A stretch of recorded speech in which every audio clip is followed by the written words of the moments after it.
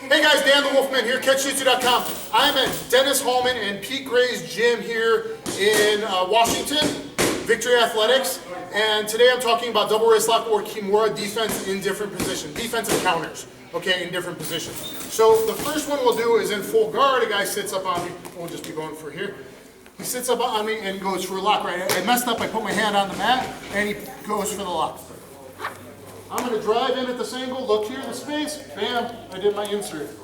Now, I got this. And then here, and then pass, and then come out the back, and then hammer lock. Okay? I have a whole separate video on this one, I'm only going to show it a couple times. But even really good guys make the mistake of turning sideways for the lock, instead of sitting up and stealing the wallet out of the back pocket. So, recent UFC prelim in Brazil, I think, Brazilian guy trapped it and did some good face smashing. Even if you can't pass the guard, in MMA, you can bash his face. So he sits up for this. I'm going to drive, as he goes, I'm going to drive at an angle and turn here with my head. Collapse him onto this elbow. Right now, it's pretty blocked, so I can't get out. In there, I got in, bam. Now in MMA, I whip this out and I pound him in the face. I'm going to work on passing. You can pass it. I could just pass this guard this way. I like to usually act like I'm passing this way and then pop back out. Now I got this, and I'm going to work, drive with my shoulder, drive, hand to the back of the head, hammer lock. Okay? It happens in a lot of situations. Guys twist, and if you're used to count, you should do that counter anyway, drive in with your head. Whether you can get that seatbelt hooked behind his back or not, it's the proper defense to shut his game down in the first place, is driving in at this angle when I'm in the full guard. Okay, so that's number one. Number two is in the half guard. Clear your head this way. Number two, and you feel free to walk around, everybody, angles. Number two on half guard, and he sits up on me to go for the lock. Okay, now, what do I gotta do? From a purely defensive standpoint, I can always just hide inside the leg. I'm going to post. Instead of doing this, grab my wrist, right? Everyone does this, right? Now grab your double wrist lock grip. Be strong. Okay, oh, can I do it? Can I get my hand to my leg? Huh? Can I get my hand to my leg? No, guys. Right? Because he's going to be going for it strong and realistic. So what can I do, though? If I can't bring my hand to my leg, somebody, anybody? Bring your leg to your hand. Bring my leg to my hand. Power post. Drop the knee, just boom, I'm in here, and I can grab inside my thigh, I can grab my shorts, you can even grab under your shin if you want. Chael Sonnen did that, and he's a Fabiano Schurter guy, and Chael Sonnen did that against Babalu, and that works. So I usually just grab in here, but everyone just thinks, oh, I'm just going to grab and defend, I know the defense. He's a strong guy. If you're going in a tournament, you're going same size guys. So I'm not going to be able to wrestle my arm if he's got it locked up. If he goes figure four, you get a figure four. I'm not going to be able to. But I can post and drop. Or I can go here like Chael did, that's fine as well. Now, that's basic defense. Above and beyond that, as he's going for the lock, I'm going to see if I can get a counter lock. So as he's here, I'm going to come in here, do my thing, and I'm going to hip down like I'm doing reverse case guitar. Okay? There's a hammer lock there. See, I had his arm trapped, and I'm doing kind of this action. Okay? By switching my base. What I want to do is just like a reverse case or a half guard pass, I want to end up in this position. Except, his arm is going to be trapped chicken wing, hammer lock style, up in there. Okay? So we'll do this angle, we'll do it again. Just here, I'm going to do my other defense. Bam, and I'm going to keep sitting out. I'm going to come through the hole here. Okay? Can you walk to the side? Yes, yes. You okay with that? I'm fine. Okay.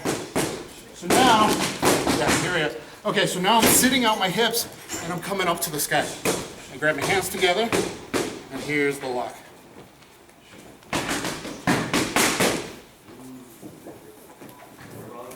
Feeling it? Look at this reverse knee bar I got at the same time, guys. See the reverse knee bar? And there's the lock on the arm. Okay, so you're going to switch your hips, come out, and you're going to rip it. Now, sometimes it's so sweaty, you might not get the lock.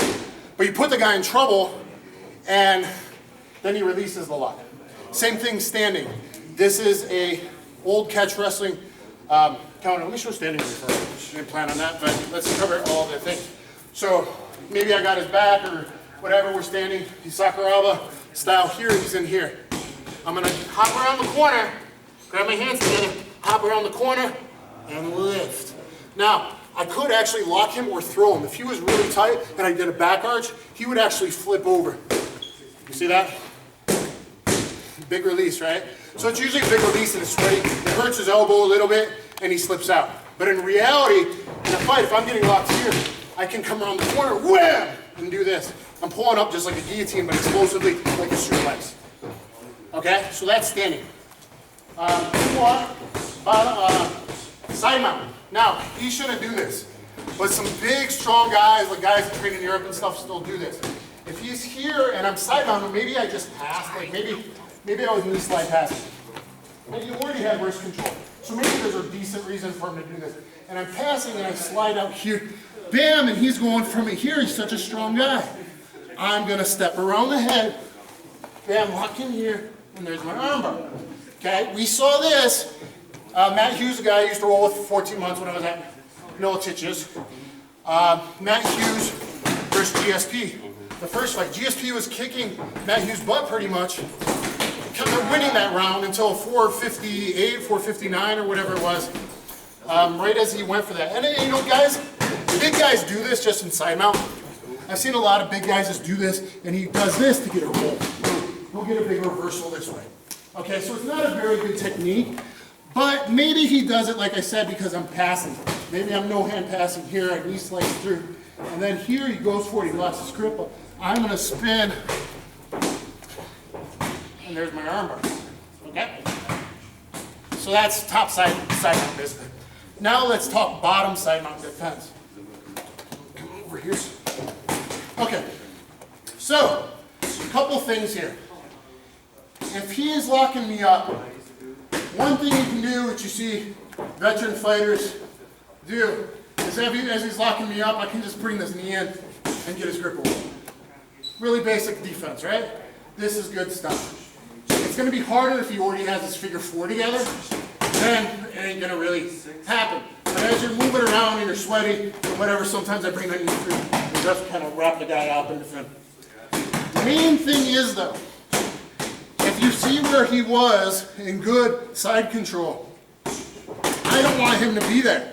If he's already heavy with his chest, I don't want to let his hips come close to me. From a jiu-jitsu perspective, everyone's just like hipping out and shrimping. But what they allow someone to do is control their hips.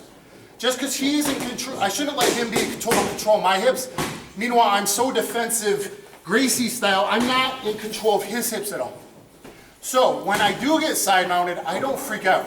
Because even really, really good guys, ever since I was way young in grappling, usually can't tap me out with like arm locks, with top wrist lock, straight arm bar, double wrist lock, Kimura. The reason for this is because I'm always controlling this hip. If I control this hip, he's gonna have a lot of trouble, and I can be loose instead of static muscularly. I can be loose, wet noodle, and I can weave. So as he's trying to get me, as long as I keep this blunt out, he's gonna have a lot of problems. Okay, even if he gets his lock together, even get your figure four together. Yep, go ahead. See, it's gonna be hard. See, he goes to get it here, and I push off his hip. Go, get it together again.